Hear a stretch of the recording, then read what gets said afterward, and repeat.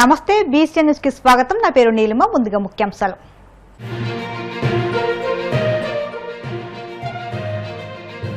ఎన్నికల్లో చెప్పని హామీలను కూడా అమలు చేస్తున్నామన్న చంద్రబాబు. చేనేత వర్గాలకు అందిస్తున్న ఉచిత విద్యుత్ పెన్షన్ పథకాలను వివరించిన సీఎం.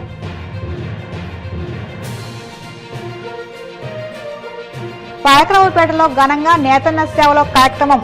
చేనేత కార్మికుల సంక్షేమానికి కూటమి ప్రభుత్వం పెద్దపీట వేసిందన్న హోంమంత్రి వంగల్పూడి అనిత.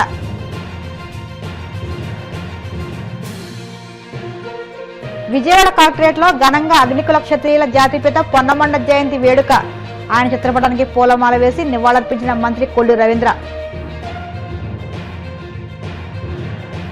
జగన్ పై ఉన్న రాజకీయ కక్షతోనే మహిళల రక్షణకు భద్రతకు అండగా ఉన్న దిశ వ్యవస్థను కూటమి ప్రభుత్వం రద్దు చేస్తుంది.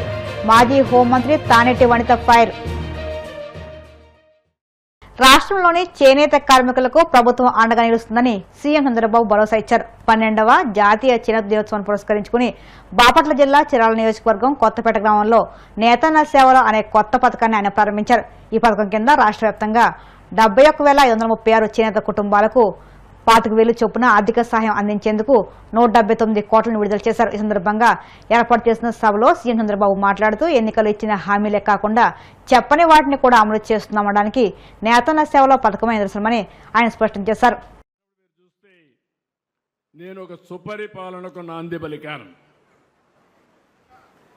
ఎవరికి ఎలాంటి ఇబ్బంది లేకుండా ఏ పని కావాలన్నా ఒక్క పైసా అవినీతి లేకుండా మీకు పనులు చేయాలని చెప్పి ఆలోచిస్తున్నాం.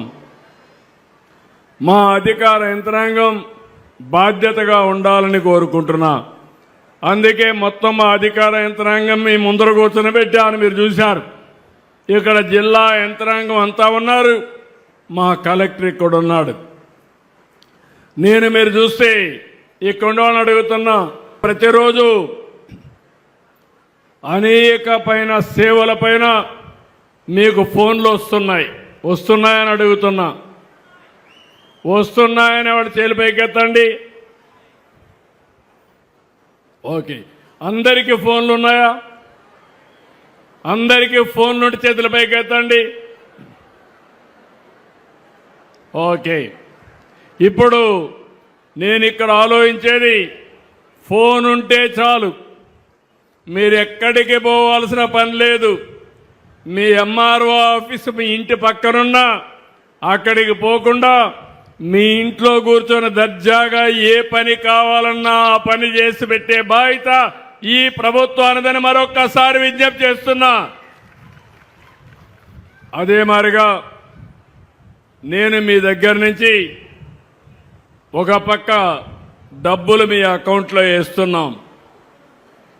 పేదల సేవలో మాత్రం నేరుగా వచ్చి మీకు డబ్బులు ఇస్తున్నాం. ఇంకో పక్క ఇన్ కైండ్ వెల్ఫేర్ హాస్టల్స్లో భోజనం పెట్టడం, అన్నా క్యాంటీన్లో భోజనం పెట్టడం, ఫేర్ ప్రైస్ షాపులో నిత్యావసర వస్తువులు ఇవ్వడం, ఇలాంటి పనులు చేస్తున్నాం. మూడోది ప్రభుత్వ సేవలు అనేక రకాలుగా ఇస్తున్నాం. ఈరోజు ఆర్టీసీలో ప్రయాణం కానీ, ఆర్టీసీ బస్టాండ్లో వస్తువులు కానీ, ఇలాంటి అనేకమైన సర్వీసుల్ని మీకు ప్రొవైడ్ చేసే పరిస్థితి వచ్చాం. అదే మరి కొన్ని సర్టిఫికెట్లు కానీ, ఇంకో పక్క రెవెన్యూ రికార్డ్స్ కానీ, ఇవన్నీ కూడా ఇస్తున్నాం. దీనిపైన మీరు ఒక్కసారి చూస్తే నేను ఇవన్నీ కూడా ఎప్పటికప్పుడు సమీక్ష చేస్తున్నాను. ప్రతి సోమవారం ఈ ప్రజలకంతా సేవలు కరెక్ట్గా అందుతున్నాయా లేదని 2 గంటలు నేను సమీక్ష చేస్తున్నా. ఆ సమీక్ష చేసి ఎవరు ఏమనుకుంటున్నారో తెప్పించుకొని ఎక్కడన్నా తప్పులుంటే కరెక్ట్ చేసి మెరుగైన సేవలు అందిస్తున్నాం. ఈరోజు లాస్ట్ 1 ఇయర్ నుంచి ఈ డేటా అంతా నేను కలెక్ట్ చేశాను. ఇందులో మీరు చూస్తే 37 సేవలు బాపట్ల జిల్లాలో రాష్ట్రానికంటే బెటర్గా ఉన్నాయి. ఇంకొక 18 సేవలు దానికంటే తక్కువగా ఉన్నాయి, స్టేట్ యావరేజ్ కంటే తక్కువ ఉన్నాయి. ఈరోజు మీరు చూసినప్పుడు స్టేట్ అయితే 69.34% ఒక సంవత్సరం సాటిస్ఫాక్షన్ ఉంది. బాపట్ల జిల్లా 69.46, అంటే మార్జినల్గా ఇంప్రూవ్మెంట్ ఉంది. కానీ ఇప్పుడు మాత్రం రాష్ట్రంలో మీరు ఒకసారి చూస్తే 70.47 పెరిగింది. కానీ బాపట్లలో మాత్రం తగ్గింది, 68.69. అధికార యంత్రాంగం ఇక్కడే ఉన్నారు. మీరు ప్రజలు మెచ్చుకునే పరిపాలన మీరు ఇవ్వాలి, సేవలు అందించాలి. అవి అందించకపోతే మాత్రం నాకు కూడా ఆమోదయోగ్యం కాదు. బాగా చేసే వాళ్ళకి డెఫినెట్గా అండగా ఉంటా, మీ మెడలో దండేసి మిమ్మల్ని గౌరవిస్తా. బాగా చేయకపోతే మాత్రం మిమ్మల్ని వదిలిపెట్టనని మరొక్కసారి ప్రజలందరి ముందర మీకు విజ్ఞప్తి చేస్తున్నా. ఇక్కడికి వచ్చినప్పుడు నేను ఒకసారి పిలిపిస్తాను. అన్నా క్యాంటీన్ పట్టణ ప్రాంతంలో పాట్ హోల్స్, అంటే ఎక్కడెక్కడ గుంతల పడిన రోడ్లు కానీ, వీధి దీపాలు, మెప్మా, శానిటేషన్, డ్రింకింగ్ చాలా బాగా చేశారు. రాష్ట్రానికంటే 6.84% బెటర్గా ఉంది. గట్టిగా చప్పట్లు కొట్టి అభినందించాలి. అక్కడ పరిశుభ్రత కానీ ఆహారం కానీ బెటర్గా ఉంది. వారిని మనస్ఫూర్తిగా అభినందిస్తున్నా. ఇంకో పక్కన టౌన్లో గుంతలు లేకుండా పూడ్చారు, బాగా చేశారు. 2% రాష్ట్రానికంటే అబోవ్ ఉన్నారు. ఎవరిది పాట్ హోల్స్ రోడ్డు చూసేది? నువ్వేనా? 2 మున్సిపల్ కమిషనర్ చూస్తున్నాడు, ఇది కూడా బాగుంది. 3వది వీధి దీపాలు కూడా రాష్ట్రానికంటే 1% ఎక్కువగా ఉన్నారు. దానికి కూడా అభినందిస్తున్నా. 3 బాగున్నాయి, అభినందిస్తున్నా. కానీ 3 బాగాలేవు. ఎస్హెచ్జి, మెప్మా 4% మైనస్లో ఉన్నారు. ఏం తమ్ముడు, ఏంటి నువ్వు హుషారుగా గడపడుస్తున్నా పనిలో? స్టేట్ కంటే ఇప్పుడు మళ్ళీ 4%, 3.91% మైనస్. నీకు ఎవరు చెప్పారో చెప్పమంటే నీకు ఆ డేటా కూడా ఇస్తా. నువ్వు ఊరికే కథలు చెప్పొద్దండి, నువ్వు కరెక్ట్ చేసుకుంటే మంచిది. చేనేతకు ఆంధ్రప్రదేశ్ బ్రాండ్ అంబాసిడర్గా మారిందని హోంమంత్రి వంగలపూడి అనిత అన్నారు. అనకాపల్లి జిల్లా పాయకరావుపేటలో నిర్వహించిన చేనేత దినోత్సవానికి ఆమె ముఖ్య అతిథిగా హాజరయ్యారు. ఈ సందర్భంగా హోంమంత్రి మాట్లాడుతూ చేనేత కార్మికుల సంక్షేమానికి కూటమి ప్రభుత్వం పెద్దపీట వేస్తుందన్నారు. నేతన్న సేవలో భాగంగా 25,000 ఆర్థిక సాయం అందిస్తున్నామని పేర్కొన్నారు. దీంతో పాటు ప్రతి మగ్గానికి 200 యూనిట్ల ఉచిత విద్యుత్ అందిస్తున్నామని తెలిపారు. చేనేత ఉత్పత్తులకు మరింత ప్రాచుర్యం కల్పించేందుకు దృష్టి సారిస్తున్నామని పేర్కొన్నారు. చేనేత కార్మికులకు 50 ఏళ్లకే పింఛన్లు ఇస్తున్నామని తెలియజేశారు. ఆంధ్రప్రదేశ్ లో మనకున్న అదృష్టం ఇటు ఆంధ్రప్రదేశ్, సౌత్ ఇండియాలో మోస్ట్ ప్రాబబ్లీ, ఎస్పెషల్లీ ఆంధ్రప్రదేశ్ లో మనకి మంగళగిరి ఒక పట్టు ఉంటుంది, పొందూరు పట్టు ఉంటుంది, ఇక్కడ ఉప్పాడ పట్టు ఉంటుంది. ఈ మధ్యన మన పాయకరావుపేట కూడా ఒక బ్రాండ్ వచ్చింది, పాయకరావుపేట పట్టు జామ్దాని, పాయకరావుపేట జామ్దాని ఒకటి వచ్చింది, వెంకటగిరి పట్టు ఒకటి వచ్చింది. ఇంకా మనకి ముందుకెళ్లే కొద్ది మచిలీపట్నంలో కలంకారీ కూడా మనదే, అక్కడ కాళహస్తి దగ్గరికి వెళ్తే కలంకారీ కూడా మనదే. అంటే చేనేత అన్నదానికి బ్రాండ్ అంబాసిడర్ గా ఆంధ్రప్రదేశ్ రాష్ట్రం నిలబడింది. ఆంధ్రప్రదేశ్ రాష్ట్రం నుంచే చేనేతకు సంబంధించిన ఎక్కువ ఎక్స్పోర్ట్ కూడా జరిగే పరిస్థితులు కూడా కనిపిస్తున్నాయి. అసలు చేనేత దినోత్సవం అనేది ఎందుకు జరుపుకోవాలన్నది ఎవరికైనా తెలుసా? లేకపోతే అందరూ వచ్చి చేనేత దినోత్సవం అని చెప్పేసి మాకు శుభాకాంక్షలు చెప్తున్నారని అనుకుంటున్నారా?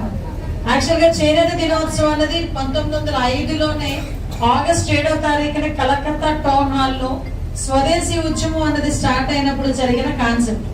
ఆ రోజుల్లో బ్రిటిష్ వాళ్ళు వచ్చిన తర్వాత మన నేతన్నలకి పని లేకుండా మిషనరీ మీద వచ్చేవి, అక్కడి నుంచి వచ్చి ఇంపోర్ట్ అయిన వస్త్రాలు కూడా కట్టుకోవడం మొదలు పెట్టేసరికి చాలా మందికి ఈ చేనేత కార్మికులకి ఇబ్బందులు పడే సందర్భంలో గాంధీ మహాత్ముడు లాంటి వాళ్ళు, స్వతంత్రోద్యమం చేసిన చాలా నాయకులు స్వదేశీ ఉద్యమం చేయాలి, స్వదేశంలో తయారు చేసిన వాటిని వినియోగించాలి అని ఆ రోజు కంకణం కట్టుకొని తిరిగి చేనేతని మళ్ళా పునరుద్ధరించాలి అని ఆ రోజు ఒక ఉద్యమం టైంలోనే చేశారు. ఆ ఉద్యమం నుంచి వచ్చిందే ఈ చేనేత దినోత్సవం. ఆ రోజు నుంచి ఈ రోజు వరకు కూడా చేనేతలకి ఒక ప్రాధాన్యత ఇవ్వడమే కాదు, చేనేతలకి సంబంధించి ఈ రోజు ఆంధ్రప్రదేశ్ లోనే కాదు భారతదేశం మొత్తం మీద చేనేతకున్నంత ప్రాధాన్యత దేనికి కూడా లేదు.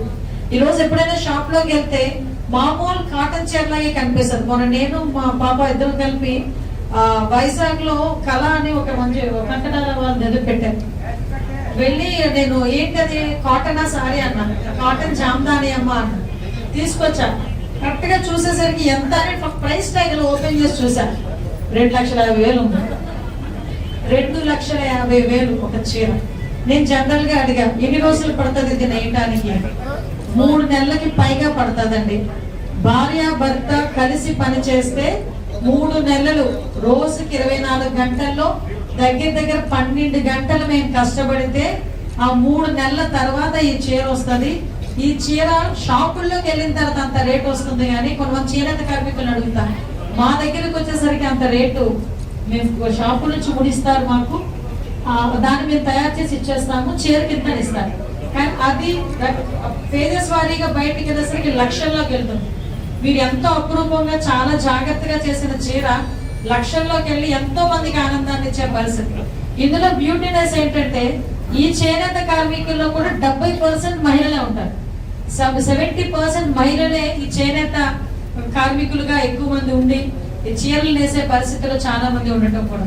ఈ రోజు మీరందరూ కూడా ఆ చేనేతకి చేసేటప్పుడు ఒకే దగ్గర కూర్చొని కళ్ళకి బాగా భారం, చేతులు కూడా చాలా ఎక్కువగా అటు ఇటు కదిపే పరిస్థితి, కాళ్ళు అంటే ఒకేసారి కాళ్ళు చేతులు అన్ని కూడా కదిపితేనే కానీ మొత్తం బ్రెయిన్ కూడా చాలా ఈజీ. నేను చూస్తాను వీళ్ళ దగ్గరికి వెళ్ళి పర్టికులర్ కూర్చుంటాను, ఒక్కొక్క పోగు తీసి వేస్తారు. ఆ ఒక్కొక్క పోగులో ఎంత అందంగా వేస్తారంటే వేసే స్టైల్ కూడా ఏ పోగు విజయవాడ కలెక్టరేట్లో నిర్వహించిన పొన్నమండ లక్ష్మణస్వామి వర్మ జయంతి కార్యక్రమంలో మంత్రి కొల్లు రవీంద్ర, ఎన్టీఆర్ జిల్లా collector doctor G Lakshmisha, Pedana MLA Kagita Krishnaprasad పాల్గొన్నారు. ఈ సందర్భంగా ఆయన చిత్రపటానికి నివాళులర్పించారు. అగ్నికుల క్షత్రియుల చరిత్రను ప్రపంచానికి చాటి చెప్పడంతో పాటు ఆయుర్వేద వైద్య సేవల ద్వారా వ్యాధి పేదలకు ఆరోగ్యాన్ని అందించిన మహనీయుడిగా ఆయన సేవలను కొనియాడారు. మహనీయుల ఆశయాలను భావితరాలకు చేర్చడమే వారికి నిజమైన నివాళి అని పిలుపునిచ్చారు. పితామహుడు పొన్నమండ లక్ష్మణస్వామి గారి జయంతిని పురస్కరించుకొని ఈరోజు రాష్ట్ర ప్రభుత్వం, గౌరవ ముఖ్యమంత్రి చంద్రబాబు నాయుడు గారు, అలాగే యువ నాయకుడు నారా లోకేష్ గారు, ఉప ముఖ్యమంత్రి పవన్ కళ్యాణ్ గారు వారి జయంతిని, ఎందుకంటే వారు చేసినటువంటి కృషిని గుర్తింపుగా రాష్ట్ర ప్రభుత్వం ఈరోజు అధికారికంగా రాష్ట్ర వ్యాప్తంగా ఈ కార్యక్రమాన్ని నిర్వహించాలని చెప్పి పిలుపునివ్వడం జరిగింది. వారికి ముందుగా ప్రత్యేకంగా ధన్యవాదాలు తెలియజేస్తా ఉన్నాను. ప్రధానంగా పొన్నమండ లక్ష్మణస్వామి గారు 1800వ శతాబ్దంలో వారు అగ్నికుల క్షత్రియులు అభివృద్ధి కోసం నిరంతరం కృషి చేశారు. అలాగే వారు ఆయుర్వేద మెడిసిన్ కూడా తయారు చేసి దేశ విదేశాలకు కూడా మరి ఆ రోజున ఎక్స్పోర్ట్ చేసేవాళ్ళు. అదే కాకుండా పత్రిక పెట్టి ఆ పత్రిక ద్వారా సామాజిక వర్గం, ఎందుకంటే అప్పటి వరకు వేరు వేరు పేర్లతో పిలువబడేవాళ్ళు, పల్లీలని, పల్లికారులని, రకరకాల కాపులని, ఇలా రకరకాల పేర్లతో ఆంధ్ర రాష్ట్రం తీరం మొత్తం కూడా పిలువబడుతుండేవాళ్ళు. మరి ఆ చరిత్రనంతా కూడా ఆయన తయారు చేసి ఆ చరిత్రలో మరి బ్రిటిష్ వారు అందరికి కూడా సమర్పించి ఆనాడు అగ్నికుల క్షత్రియ నామకరణం చేయాలని చెప్పి వారు పోరాటం చేసి సాధించడం జరిగింది. వారి యొక్క స్థితిగతులు, ఆ రోజున ఉన్నటువంటి పరిస్థితులు, వాళ్ళ అభివృద్ధి కోసం వారు చేసినటువంటి కృషికి ఈరోజు రాష్ట్ర వ్యాప్తంగా ఆయన కాకినాడ దగ్గర ఉన్నటువంటి కోరంగి గ్రామంలో ఆయన జన్మించారు. మరి ఆయన గుర్తుగా రాష్ట్ర వ్యాప్తంగా కూడా ఆయన విగ్రహాల్ని అగ్నికుల క్షత్రియులు దైవంగా భావిస్తారు. చాలా చోట్ల ఆయన విగ్రహాలు కూడా ఏర్పాటు చేసుకోవడం కూడా జరిగింది. మరి ఈరోజు ఆయన జయంతిని చేసుకోవడం ద్వారా భవిష్యత్ తరాలకి అలాంటి కృషి చేసినటువంటి వ్యక్తిని గుర్తించుకోవాలనే ఉద్దేశంతో రాష్ట్ర ప్రభుత్వం కూడా ఈ నిర్ణయం తీసుకున్నందుకు మరొకసారి ముఖ్యమంత్రి గారికి ధన్యవాదాలు తెలియజేస్తూ, మరి ఈరోజు జిల్లా కలెక్టర్ గారు కూడా ఈ కార్యక్రమాన్ని ఇక్కడ ఏర్పాటు చేశారు. పాల్గొన్న ప్రతి ఒక్కరు కూడా పేరు పేరున ధన్యవాదాలు. ఇప్పుడు కాసేపు ప్రకటనలు.